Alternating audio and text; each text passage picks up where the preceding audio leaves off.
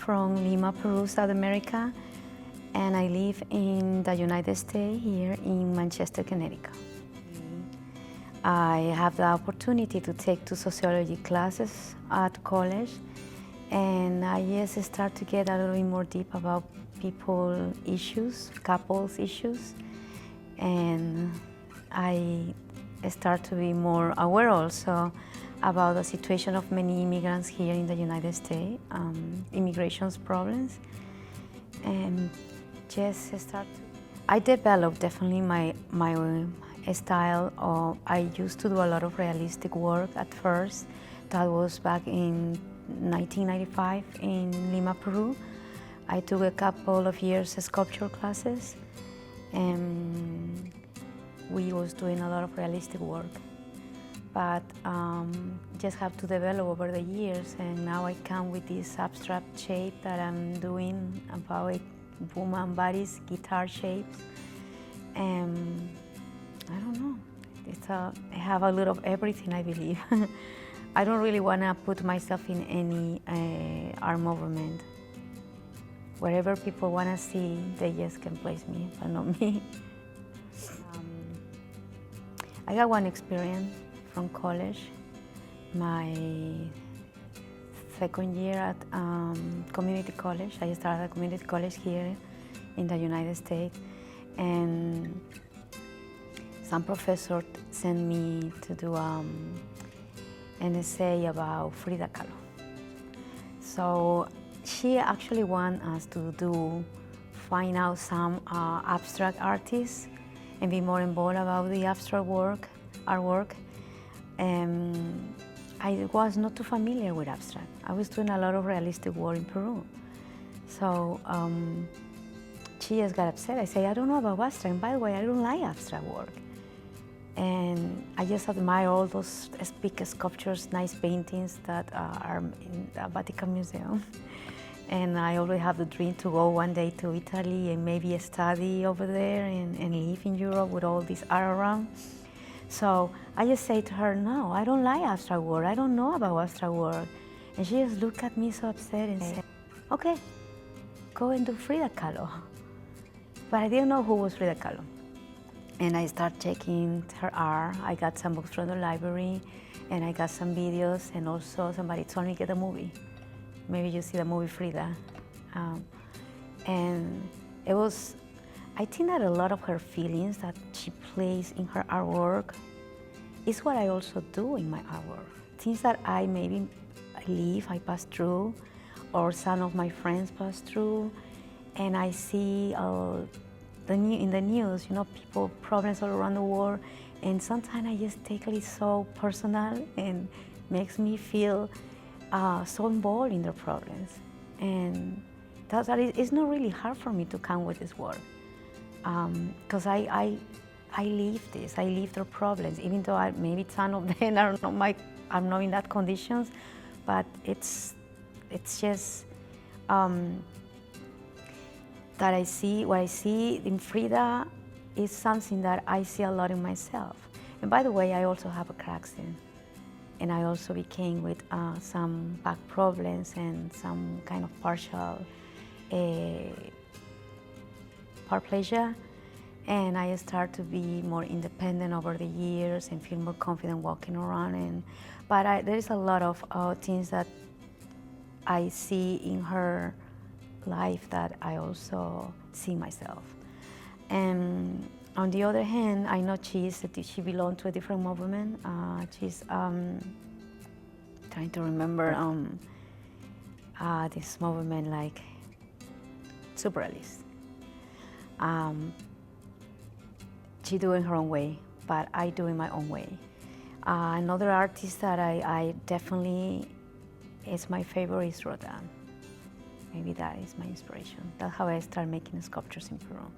We studied a lot of Rodin. Actually, in 1995, I started making sculptures. I registered for some sculpture classes at the Museum of Art in Lima, Peru. And right away, I always want to start building big pieces as tall as I can. after like 12 years maybe, I came back to do art again, but I registered at college here in the United States. The reason that I have to stop because I have a car accident and I was in rehabilitation for a while. I got some surgeries and I have to, 1998 I have a car accident, 1999 I have another surgery. I was at the hospital for about 7 months, 8 months maybe. First year 6 months and then 2 more months the second year. So I just have to feel, like start walking better and feel more confidence, learning the language, getting the papers in the United States so I can get in college too. And it took me a while. And after many years, I came back to school again. And I just graduated last year at the university. But it took me a while, about 7 years. I think looking at my babies, I call them my babies. I do not have children, so they are my babies. Looking at my sculptures and start playing around with ideas. And I don't know, I do some kind of, for some people say I'm a feminist. I don't know if I'm a feminist, but there is some kind of war with some,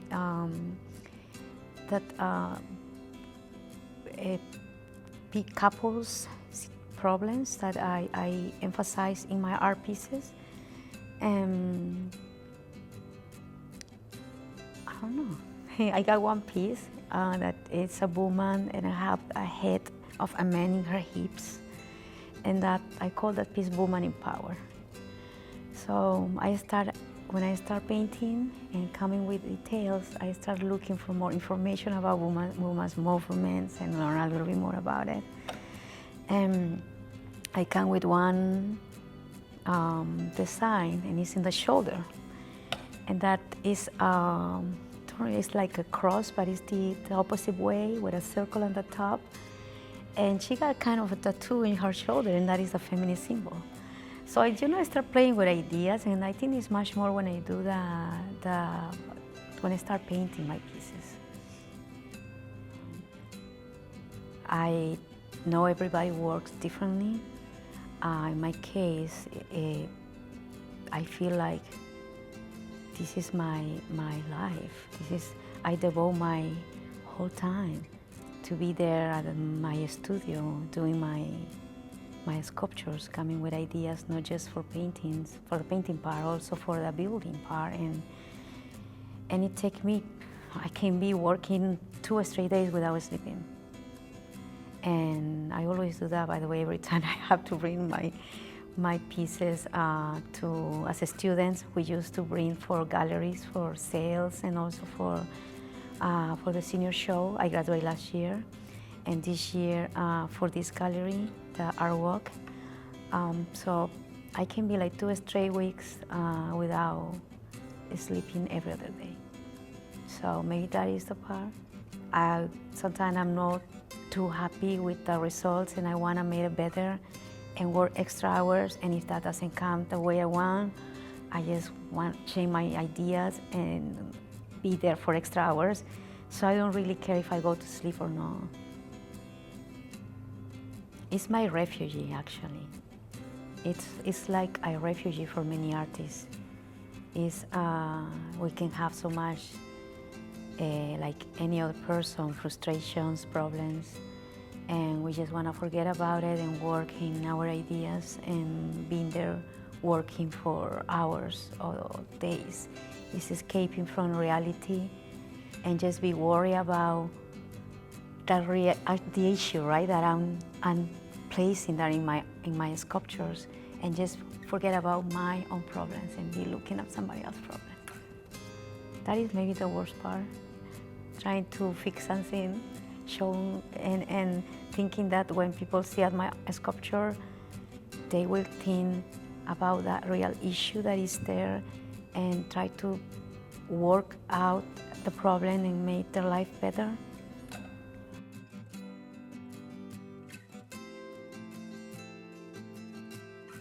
These are like that, I'm pretty sure. I don't want to say that I identify myself with Frida Kahlo. To be honest, I don't really want people to put me there. But because I use crutches, sometimes I use a scooter, wheelchair. I have paraplegia, partial, and I have a lot of pain, back problems. It stopped me sometimes to do my work, and I'm afraid that one day I will not be able to do any more work, use my hands to do my art. And that scared me. I think that I would really want to be dead before that happened. And I want to die doing my art.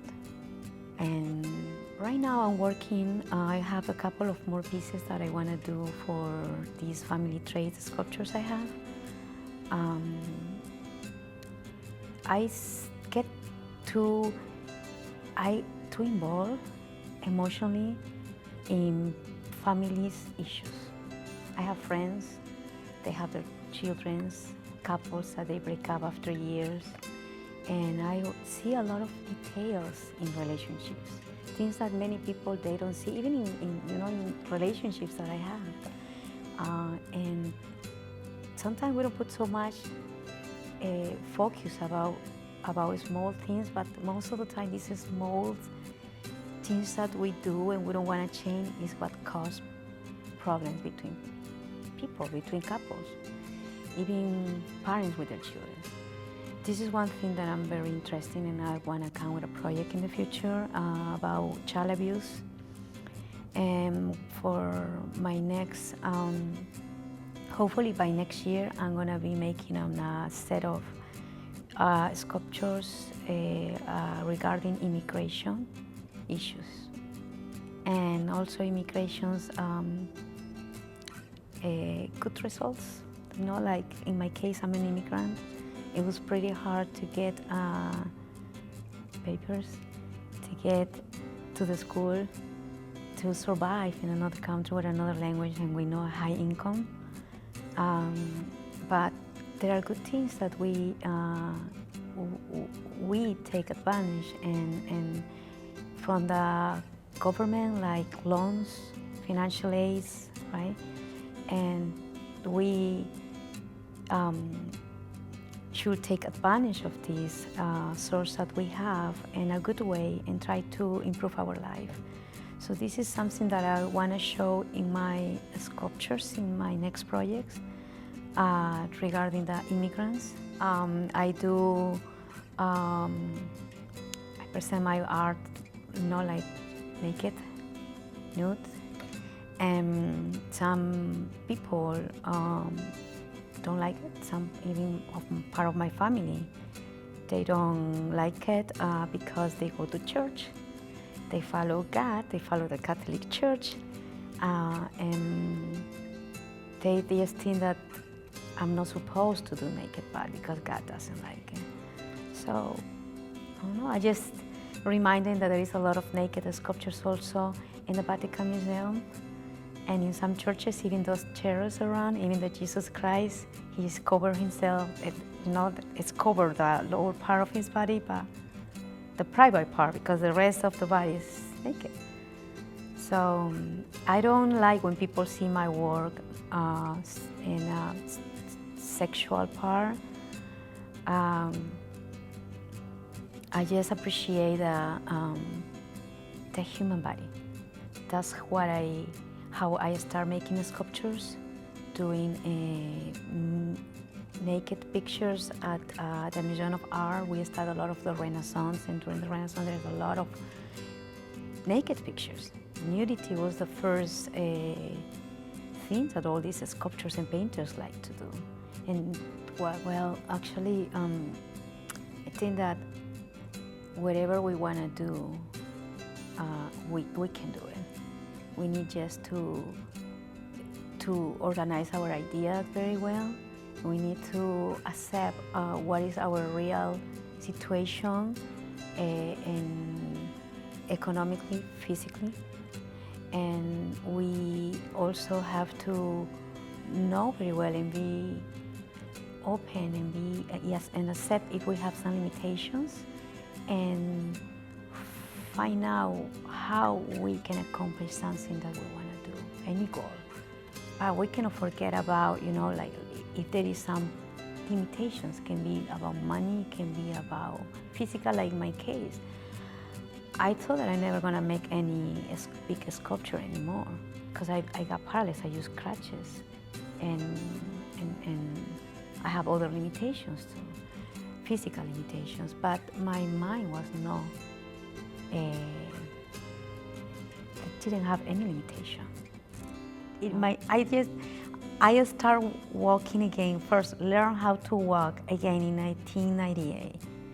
After my accident, I got a car accident in August. So after like 2 months, I started walking, giving my first step, and try to understand how that I'm a person that have paralyzed and now facing my new world. And then after a couple of years, I moved to the United States and facing again another part of my life. You know, like I didn't speak English very well. I didn't know very well the money. I didn't know how to take the bus. I didn't know so much stuff, you know. So I learned everything here in Hartford area. And the first place that I found that have open wide doors to everybody, it was the library. So I didn't know how to use a computer very well. And I want to look for jobs, for information, read emails. I got my email for the first time like a few months before I moved to the United States, but I didn't know how to use the email. So I got a lot of problems in different ways, even taking a bus. The snow, I never got snow walk around the snow in my life, at least when I went to the mountain in Peru, and it was a trip for a couple of days. But everything I learned here in Hartford area, and the library assists me with different issues that I have. I missed the bus a few times, and I didn't know how to wait for the next one, what time the next one come, and what. I didn't even know how to read the schedule, so I gotta learn everything. And if it was snowing, I didn't know how I'm gonna walk in the snow. How long this is gonna, if the weather is gonna be like this, what I'm supposed to do now. I didn't know nothing, so it kind of educating somebody that was ignorant in so many ways. And that's what I passed through in 2001. But the library assists me with so many things. And Nelson, there was a guy that was there working at the front, and he helped me a lot. He's very kind. He tried to help me with different, giving me different information. And when he was busy, he always tried to find somebody that have an extra minutes to come to me and help me. I was most of the time just sitting there with a computer at the front. I didn't know how to sign for computers. I remember I didn't use these computers for so many years, but I think that we used it for about half an hour or 1 hour, and then it kicked you out from the system, right? And you gotta go and sign again, so I didn't know what's going on. And sometimes I didn't know, like, if I was applying for something, some work, whatever, and I think, how I recovered my information, everything was going, and I became really upset. And sometimes Nelson tried to help me to recover information. So it was a very nice experience that today makes me laugh, but at that time, I just was worried about everything, right? One of the pieces that I have at the ArtWalk gallery, it's called My Grandma Inner Beauty. This piece reflects my grandma, many grandmas. It shows sensuality. It also shows age at the surface, but underneath it shows the shiny. I play with glaze and angles to come with this surface. So the cracking surface, it shows age, because it's my grandma, or any grandma. And inside, it shows the shiny of her soul. show that good person, that wise person that became towards the years. And I also want to show the sensuality on her, in my grandma, in a woman or any other woman that can accomplish 60s, 70s, 80s, 90s. They still are women, still being women, they still being sensual in their own way. So this is what I want to show here. The piece that it was used to make the postcards and the posters and make the publicity for the ArtWalk gallery. I'm not sure if it's my favorite piece, maybe it's my favorite piece. When I feel like kind of having the feminist attitude, I like other pieces. But when I'm sitting down at home, when I'm thinking about the war, about the good thing, about good people, about, everything we have those moments, right, when we feel that we need to live in peace and we want to be in peace and everybody is so good. This is my favorite piece, The Ecstasy of My Soul. This is the piece that was used for. I've been checking the sculpture, The Ecstasy of Santa Teresa. It's a sculpture that is in Europe, I think in Italy. And the sculpture is The Ecstasy of My Soul. So it's my piece, but that one is The Ecstasy of Santa Teresa. And also she's in an ecstasy. She's depicting at the moment that she sees God, and an angel was on the side of her, and she got the feeling like something was piercing her heart, and she's in completely ecstasy in that piece. This is part of the story about Santa Teresa biography. And in my piece also, I try to depict a moment of ecstasy. And I think that I did it good. I don't know how great I did it, but I like it. And I try to depict that moment, like the moment that when many of us, we can close our eyes and get so deep inside and say, oh God, thank you for this opportunity, having the feeling of crying, having the feeling of screaming, having the feeling of smiling, and all those feelings are there of crying. This is what I try to depict in her face. The second chief piece, I depict a woman in labor, and she is pregnant with her own man. I took in sociology, we study women's liberation movements, and we study women's abuse, different issues. One of them was divorce, what caused divorce, and with all these ideas, just start working on, with my ideas. And one day I feel like it's kind of being pregnant with your man, having so much responsibility at home. Like, I'm not saying that every couple do the same thing, but I know that many couples, the people I know and I see, more than 50%, maybe 90% of the women always have to be worried. Both couples, or both of them work, they get home and the women have to be worried about the cooking, about organizing the house, and watching the kids, looking for the clothes that they are gonna wear the next day. And a few of the men, they do it, but not to really, they're not too involved, right? And not too careful like women do. But there are others that just came back from war and they are sitting in the front of the TV and they say, I work very hard. Even though the woman works the same hours, but they work harder because they got their paycheck is better than the woman check. That's why they say that, no, I work harder than you because I make more money than you. And I see this as an abuse. I think that we know that this is an abuse. In many couples, they don't realize, I'm not saying that all men are like that, but I see many And these people, they don't see that this is abuse. They don't see that eventually the relationship is gonna be over and it's gonna end in a divorce. And children are gonna have, you know, be raised with their parents living in separate houses. And all these create more problems, more social problems.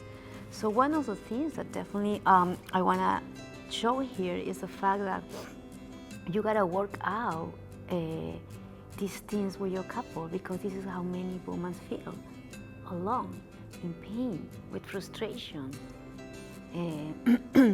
and screaming. I hear many